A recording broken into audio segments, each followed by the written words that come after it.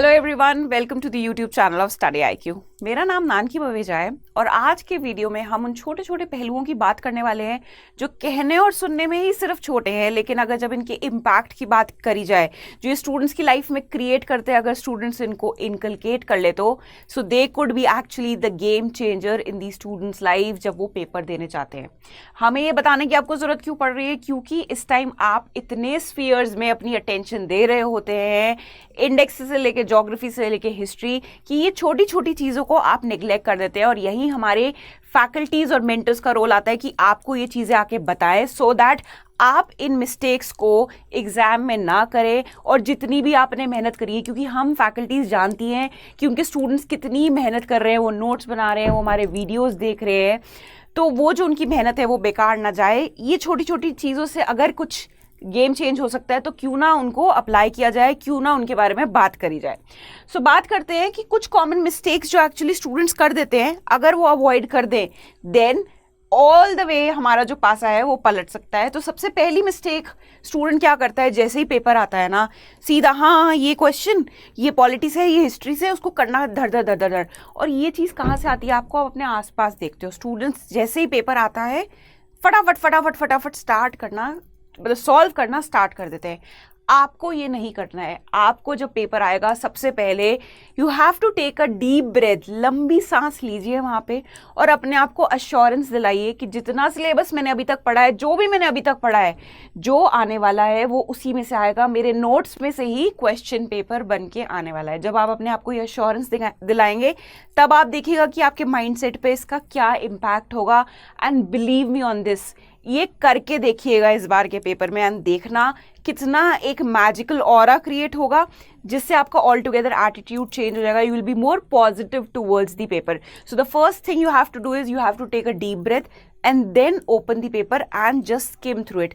आराम से शुरू के 10 से 12 मिनट दीजिए कि कौन से क्वेश्चंस किधर हैं, कौन से ऐसे क्वेश्चंस आपको फर्स्ट रीड में पता चल जाना चाहिए कि ये क्वेश्चन जो है ये एकदम मुझे शॉर्ट आता है, इसमें I can not go wrong. और उन पे बना लीजिए गोले, उन पे बना लीजिए स्टार, उन पे कर लीजिए टिक, जैसे आपकी मर्जी हो उसको कीजिए, लेकिन उनको रिकॉग्नाइज कर लीजिए। और जब आप सेकेंड रीड, मतलब जब आप सॉल्व करना स्टार्ट करेंगे पेपर, तो आपने सबसे पहले कौन से क्वेश्चंस को अटैक करना है जिनको आपने आइडेंटिफाई कर लिया था कि हाँ भाई इसमें तो मैं श्योर हूँ, इसमें मेरे नंबर गारंटीड है। सो इससे क्या फ़ायदा होगा, आपको वो पता चल जाएगा, वो एरियाज, वो क्वेश्चंस जहाँ पे आपकी श्योरिटी है, आपको पता है कि you can not go wrong, इससे आपके कुछ हद तक नंबर सिक्योर हो जाएंगे। तो ये बहुत बड़ा फ़ायदा होता है जब हम स्किम थ्रू करते हैं पेपर को with the right mindset. Remember मैंने आपको क्या प्री रिक्विजिट बोला था, पेपर आते ही you have to take a deep breath, अपने आप को अश्योरेंस दिलानी है और उसके बाद उस पॉजिटिव एटीट्यूड से कि हाँ मुझे ये पेपर आता है, ये मैं पेपर करके ही जाऊंगा, तब जाके पेपर खोलिए। सो जब हमने एक बार स्किम थ्रू कर लिया है, next what you have to do is, कई बार क्या होता है फर्स्ट रीडिंग में हमें लगता है भाई ये पेपर मेरे बस की नहीं है, इस बार तो मैं गए, नेक्स्ट टाइम और मेहनत करेंगे, पक्का अगली बार और ज़्यादा मॉक दे के आएंगे। नहीं, ऐसा कुछ नहीं होता। अपनी एक छोटी सी स्टोरी बताती हूँ। सो 2017 की बात है, जब मैंने प्रीलिम्स दिया था, बहुत सारे क्वेश्चन उस टाइम करंट अफेयर से आ गए थे। तो जब मेरा फर्स्ट रीडिंग थी पेपर की, तो जब देखा तो मैंने कहा ओहो, हम अपने आप से बात करते हैं एग्जाम हॉल में, राइट? तो मेरे मन में आया कि भाई इस बार तो गए, इस बार नहीं हो पाएगा पेपर अपन से, ये तो पता नहीं कहाँ से आ गया पेपर, मैंने तो कुछ और पढ़ा था, पता नहीं कौन सी बुक्स थी, ये पेपर कहाँ से आ गया। ये सबसे पहला थॉट मेरे दिमाग में भी आया था। लेकिन जब मैंने देखा दूसरे स्टूडेंट्स को कि वो सॉल्व कर रहे हैं, तब मैंने अपने आप से सोचा कि इन्होंने ऐसा क्या पढ़ा है जो मैंने नहीं पढ़ा। मैंने भी तो वही पढ़ा है, मैंने भी वही यूपीएससी का सिलेबस पढ़ा है, मैंने भी वही बुक्स पढ़ी हैं जो मेरे मेंटर्स ने बताई थी। तो फिर जब ये सॉल्व कर सकते हैं तो मैं क्यों नहीं सॉल्व कर सकती?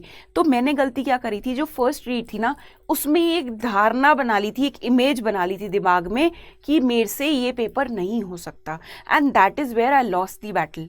वो चीज़ नहीं करनी है।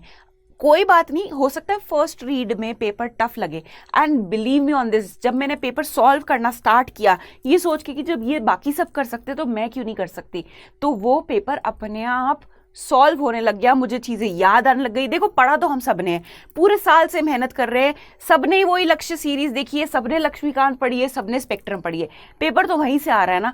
इट इज़ जस्ट दैट हमें अपने दिमाग को बहुत स्थिर और बहुत शांत रखना है उस टाइम, उसको अपने कंट्रोल में रखना है, ना कि उसके कंट्रोल में अपने आप को दे देना है।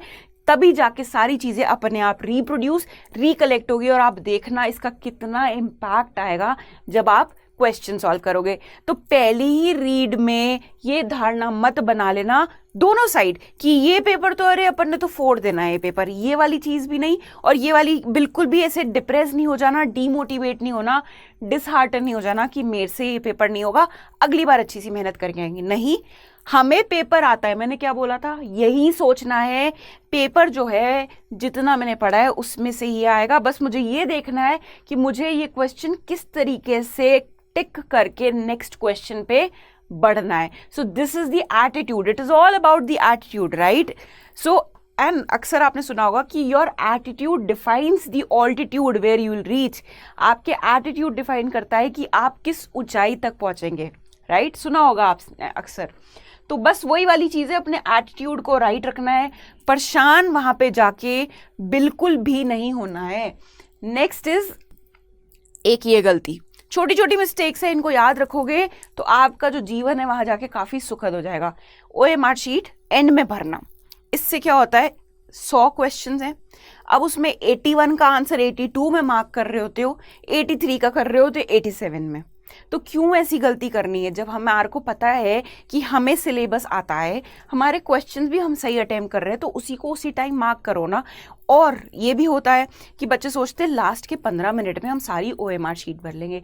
ये गलती प्लीज स्टूडेंट्स अपने साथ मत कीजिएगा, because nothing could be more painful कि आपने सारे क्वेश्चन जितने आपको अटेम्प्ट करने थे वो आपने सही से अटेम्प्ट किए, लेकिन आप ओएमआर शीट भरने में चूक गया। बताइए इससे ज़्यादा पेनफुल क्या होगा कि आपको क्वेश्चंस आ रहे थे, आपको पता था कि हाँ जी इस बार लग रहा है कि गाड़ी आगे बढ़ जाएगी, मेंस हम देंगे, और आप कहाँ चूक गए भाई, ओएमआर शीट भरने में। ये गलती नहीं करनी, सो दैट जो पर्टिकुलर क्वेश्चन है उसका आंसर उसी नंबर पे भरा जाए। Keep on filling the OMR sheet. वो जो गोले हैं ये नहीं उनको अच्छे से डिज़ाइन बनाना है कि उसमें पूरा मतलब आपको एक जस्ट अच्छे से मार्क करना है ताकि आपकी शीट वहाँ पे एक्सेप्ट हो जाए। Do not spend more than what is required on the OMR sheet, but also at the same time do not neglect it कि हम इसको एंड में करेंगे, जो आप लोग CSAT के साथ करते हो। इसी वजह से मैंने कल CSAT की भी एक वीडियो रिलीज करी थी। जो स्टूडेंट्स अभी तक CSAT को टच नहीं किए हैं, kindly go and watch that video कि CSAT को किस तरीके से लास्ट 5 दिन में कवर करना है और किस तरीके से हमारी अप्रोच होनी चाहिए CSAT के पेपर को जब हमारे सामने वो 80 क्वेश्चन आते हैं। तो ये एंड में करने वाली चीज़ हमने OMR शीट में नहीं करनी है। नेक्स्ट इज, ये मैंने अपने CSAT के वीडियो में भी बोला था कि not carrying a wrist watch is the biggest blunder any student does. क्यों भाई, अब आपको पता नहीं है, आपको वहाँ पे टाइम का हिसाब रखना है, 2 घंटे में क्वेश्चंस करने हैं, ठीक है। बार बार अगर इन्विजिलेटर से पूछोगे तो वो भी इरिटेट होता है, वो भी आंखें दिखाता है, हम भी हेजिटेट करते हैं। ये सारी चीज़ों में हमें डालना ही क्यों है। रिस्ट वॉच होती है, खुद के पास नहीं है तो पापा की पहन लीजिए, पापा के पास नहीं है तो मम्मी की पहन लीजिए, राइट। लेकिन रिस्ट वॉच वहाँ पहन के जानी है। हमें अपना टाइम ये डिवाइड करना है कि शुरू के 15 मिनट या 10 से 12 minute as per your reading speed, हमें शुरू के 15 या 12 मिनट हमें फर्स्ट रीडिंग करनी है, और उसके बाद पौन घंटे में हम पहले वो वाले क्वेश्चंस करेंगे जिसमें मुझे पता है कि ये मुझे शॉर्ट आता है।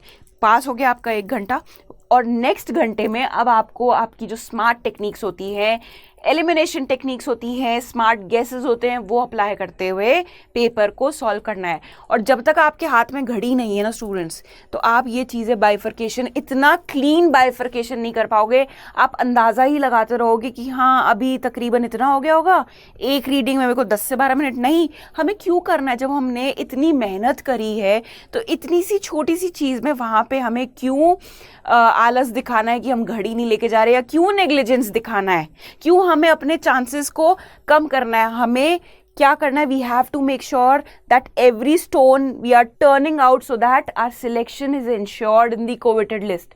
और ये छोटे स्टेप्स हैं that will make sure that your name is in the final list. So make sure you are carrying a wrist watch, you are wearing it, it is working also. कहीं आप बोलो ma'am आपने बोला था wrist watch पहननी है लेकिन चलती हुई रिस्ट वॉच पहननी है, आपने ये नहीं बताया था.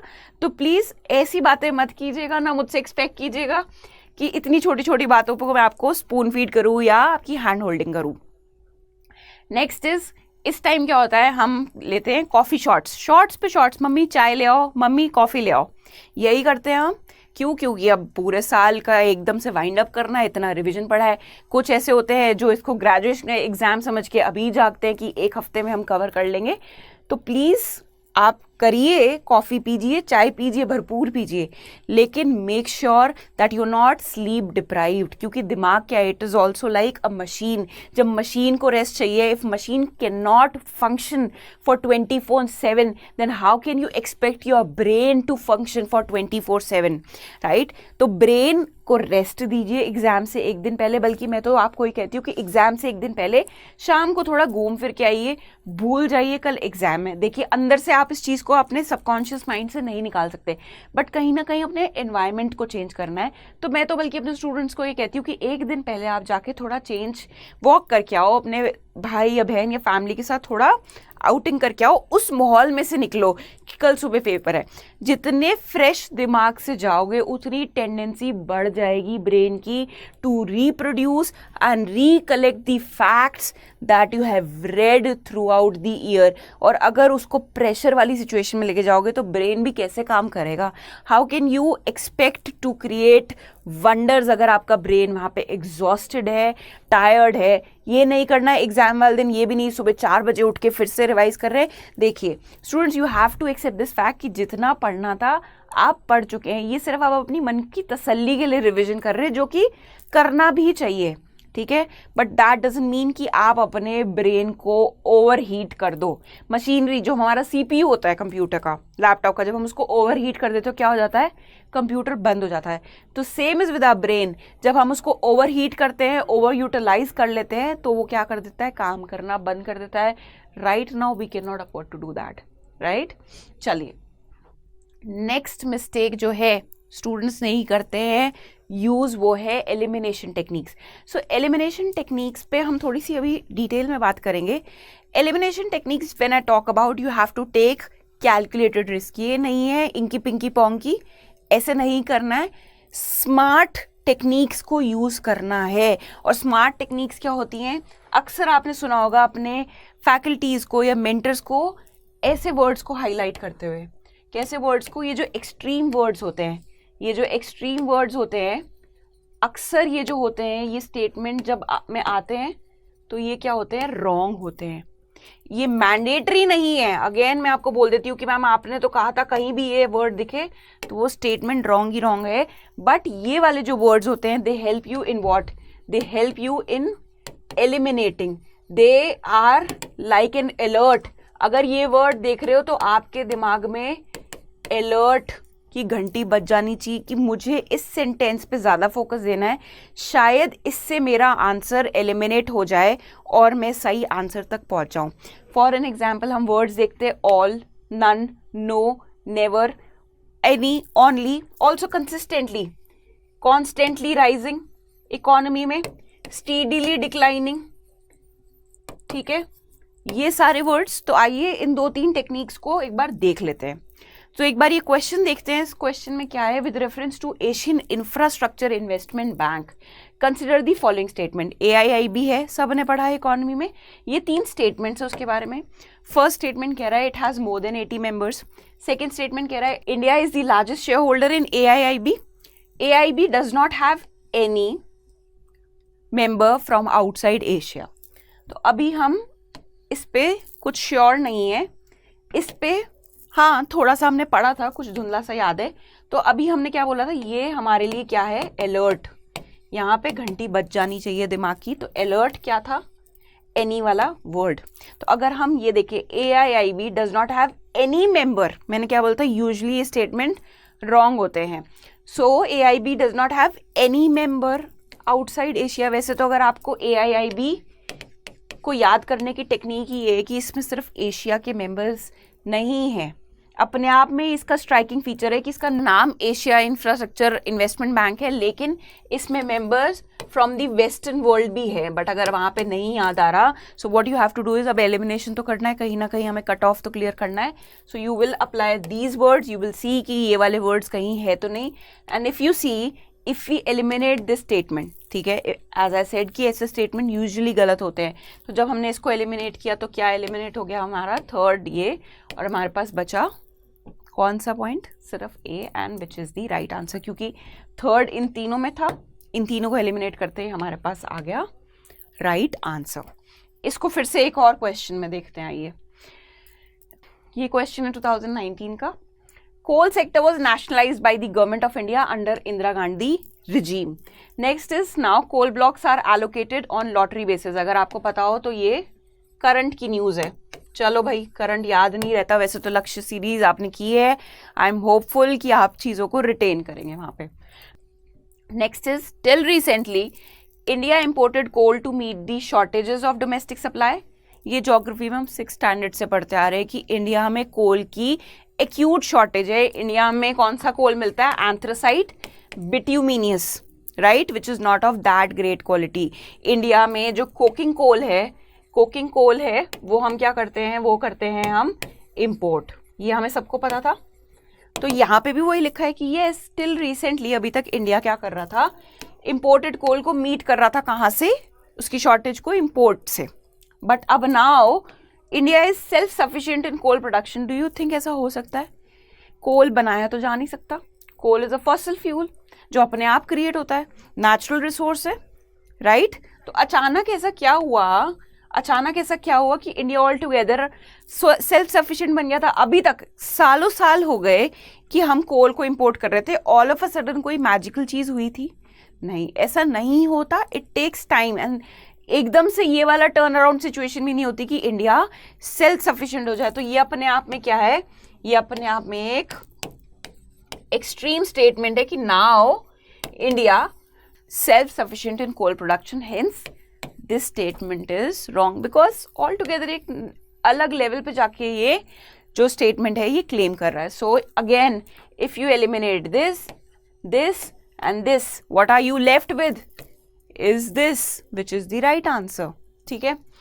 सो स्टूडेंट्स, आप कहोगे मैम ये तो आपने 2 क्वेश्चंस बताए, सब में नहीं। बट स्टूडेंट्स, एक नंबर की फाइट है वहाँ। देखिए क्या होता है, 30 से 35 क्वेश्चन सब कर लेंगे। इनफैक्ट 30 से 35 छोड़िए, जिस स्टूडेंट ने भी लास्ट 1 साल में मेहनत करी है ना, वो 30 से 40 क्वेश्चन वहाँ करके आएगा। वो सबको आते होंगे। वो जैसे कि पेपर का पैटर्न होता है easy medium hard, easy medium difficult, तो ईजी क्वेश्चन तो सब कर लेंगे, ठीक है। मीडियम वो कर पाएंगे जिन्होंने थोड़े सिंसियर एफर्ट्स डाले हैं। और जो डिफिकल्ट क्वेश्चंस हैं, बिलीव मी ऑन दिस, अगर आप नहीं कर पा रहे हैं तो मोस्ट ऑफ द स्टूडेंट्स भी यही बोट में सेल कर रहे होते हैं कि उन्हें भी वो नहीं आता है। और वो क्या करते हैं, वो एक स्टेटमेंट, जरूरी नहीं है कि उनको तीनों स्टेटमेंट्स आते हैं। And UPSC also does not expect you to know all these 3 statements, because UPSC में क्या होता है, anything under the sun could be asked, from a needle to the aeroplane। अब हम सबके बारे में थोड़ी पढ़ेंगे, वहाँ पे हम ये चीज़ें, हो सकता है किसी को ये स्टेटमेंट याद हो, कहीं न्यूज़ में पढ़ा हो। अदरवाइज ये जो स्मार्ट टेक्निक्स होती हैं टू अप्रोच द क्वेश्चन, इसको अप्लाई करके that is how you ensure your name for the mains. So this will be eliminated. फिर से एक जगह एक और एग्जाम्पल लेते हैं। The question says with reference to India's desert national park, ये 2020 का क्वेश्चन है, ठीक है। with reference to India's desert national park, ये अटेम्प्ट मैंने भी दिया था, मैं बताती हूँ मैंने कैसे अप्रोच किया था इसको। which of the following statements are correct? बताना है कौन से करेक्ट है। it is spread over 2 districts, I was not sure of it, there is no human habitation inside the park। चलो इसको अभी एक बार साइड कर देते हैं। It is one of the natural habitats of great Indian bustard, ये मैंने छोटे होते पढ़ा था, तो I was very sure of this statement, right. ये क्या वर्ड आ गया, there is no human habitation, ऐसे कैसे हो सकता है? ऐसा तो नहीं है कि डेजर्ट में लोग रहते नहीं हैं। प्लस हमने ये भी पढ़ा था कि यहाँ पे जब ऐसे वर्ड्स आ जाए तो ये क्या है, ये अपने आप में एक अलर्ट जनरेट करते हैं कि यार सोचो, pay extra attention to this statement, and this is again क्या है, एक्सट्रीम स्टेटमेंट है, ये अपने आप में एक्सट्रीम स्टेटमेंट है कि that there is no human habitation in that desert, so I will put this wrong. Now when I eliminate this, you see this also gets eliminated and I am left with the right answer. First के बारे में मैं already sure थी, second मुझे पता चल गया कि नहीं, ऐसा पॉसिबल नहीं है कि डेजर्ट है तो वहाँ पे ह्यूमन हैबिटेशन होगा ही नहीं. एंड लास्ट फर्स्ट के बारे में I was not sure, I was sure about third. ठीक है, तो मुझे पता था कि आंसर होगा तो इन तीनों में से. ठीक है, सेकंड मुझे पता चल गया था कि ये बहुत एक्सट्रीम स्टेटमेंट है तो मैंने उसको एलिमिनेट किया, तो ये गया और ये गया एंड मेरा आंसर आ गया. ये छोटी छोटी टेक्निक से ही आप आगे बढ़ेगी. आप सोचोगे कि मैं और पढ़ लूँगा नेक्स्ट ईयर तो मेरे 90 क्वेश्चन सही हो जाएंगे या 70 क्वेश्चन मुझे आ जाएंगे. नहीं students, the story will be still same. यही होने वाला है. 40 से 45 क्वेश्चन आपको आते होंगे, उसके बाद आपकी फाइट स्टार्ट होती है विद एवरीवन एक एक नंबर की, जहाँ पे ये टेक्निक्स जो हैं, स्मार्ट गेसिंग टेक्निक्स हैं, वो आपकी गाड़ी को आगे बढ़ाएंगी. चलिए, और क्या चीज़ें हमें पता करनी है, याद करनी है अपने एग्ज़ाम के लिए है. लास्ट टेक्निक जो मैं आपको दूंगी, एक लास्ट छोटी सी सजेशन है, टिप है, नुस्खा है कि डू नॉट गैम्बल. वहाँ ये मत कीजिएगा कि मेरे को क्वेश्चन नहीं आ रहे तो ऐसे करते 80 या 90 क्वेश्चन पे टिक मार लेते हैं, कुछ तो हमारा जो कट ऑफ है वो आगे बढ़ेगा. Do not do this to yourself, क्योंकि वहाँ पे पॉजिटिव में जाने से ज़्यादा नेगेटिव में जाने के चांसेस ज़्यादा बढ़ जाते हैं. नेगेटिव नंबर ज़्यादा बढ़ने लग जाते हैं. आपको, आई होप आपको ये पता होगा कि 1/3 is what is negative marking for every wrong answer that you do. कोई भी अगर आंसर आप गलत कर रहे हैं तो वहां पे नेगेटिव मार्किंग है. और जब आप 80 क्वेश्चन 85 क्वेश्चन करते हो वहां जाके, देन बहुत ज़्यादा चांसेस बढ़ जाते हैं कि आप नेगेटिव टेरिटरी में चले जाओ. मतलब आपके नंबर जो हैं वो प्लस होने की जगह अब नेगेटिव होने लग गए हैं. वहां पे do not play this gamble with yourself. What you have to do is you have to take a calculated risk. What you have to do is you have to take calculated risk. मान लीजिए आपके 35 question में आप sure हो, ठीक है, आप 35 question में बिल्कुल श्योर हो, तो आप कहाँ तक पहुँच गए, आपके 70 नंबर तो ये हो गए. ठीक है, ऊपर हमको 35 नंबर और चाहिए. ठीक है, 35 नंबर मतलब समवेयर अराउंड 15 to 18 क्वेश्चन हमें और करने हैं. ठीक है, इनमें से कुछ क्वेश्चन ऐसे आते होंगे जो जिसमें आप 2 ऑप्शंस तो एलिमिनेट कर लोगे, 2 में आप 50-50 पे हो. उनको सबसे पहले अप्रोच करना, rather than going to those question जो आपने कभी वो वर्ड सुना ही नहीं है. क्योंकि बहुत बार ऐसा होता है कि कोई ना कोई टर्म आपसे पूछ लेते हैं. जैसे एक बार आ गया था, what is best Texas intermediate. आपको नहीं पता तो उसको मत कीजिए उसमें से टिक. जो आपने टर्म सुनी ही नहीं है उस क्वेश्चन को हमको टच करना ही नहीं है. सबसे पहले जब हमने 35 क्वेश्चन जो हमें आते थे वो इंश्योर कर लिए, अब हम उन क्वेश्चन पे जाएंगे जहाँ हम 50-50 तक पहुँच जाते हैं. अब उनमें से हमें 2 में से हमें आंसर चूज करना है. अब जब वो हमने एग्जॉस्ट कर लिए, उसके बाद हम क्या अप्लाई करेंगे, हमारी एलिमिनेशन टेक्निक को. And that is how you will B approaching the paper and you will सी. ये चीज़ें अगर आप इनकलकेट कर लोगे अपने पेपर वाले दिन, you will see the difference आपके आउटकम में. जो आपका रिजल्ट आएगा that will be mind boggling, that will be changing your life forever. You will be certainly sitting for mains. और अगर आप ये वीडियो देख के अपना यहाँ टाइम इन्वेस्ट करके भी इन चीज़ों को फॉलो नहीं कर रहे हो, so I don't think so it does make a sense कि आप इस टाइम पे अपना टाइम इन्वेस्ट कर रहे हैं. If you are investing your time, make sure you are generating returns out of it. अगर आपने टाइम इन्वेस्ट किया है, so make sure you inculcate all these small tips and techniques, these dos and don'ts in your habit, in your attitude. जो मैंने आपको बोला था, paper आए तो डीप ब्रीथ लेके स्टार्ट करना है, सीधा नहीं अटैक करना है. करने दो दुनिया को जो कर रहे हैं, करने दो. लेकिन हम क्या सीख के आए हैं, हम वही करेंगे. हमारी अपनी स्ट्रैटेजी होगी, हम दूसरों की स्ट्रैटेजी से इन्फ्लुएंस नहीं होंगे. So this is what I wanted to tell you. This is where I wanted to hold your hand so that you sail across easily. And in the end, wishing you all from my side and my family study IQ to all the students, सबको ही जो कि इस बार prelims देने जा रहे हैं, all the best to all of you. फिर भी अगर मन में कोई डाउट रह जाता है, कोई सा भी एग्जाम से एक दिन पहले भी रात को अगर आपको कोई डाउट आ रहा है, feel free to contact me on my Instagram handle या टेलीग्राम पेज, जहां आपको ठीक लगे, जहां आप अवेलेबल हो। I will be there to help you out and in the end, God bless all of you.